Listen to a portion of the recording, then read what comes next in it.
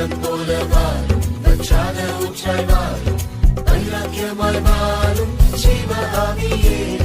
என்னை நோக்கி பாரும் என் பாவ வாழ்க்கை மாறும் வல்லமை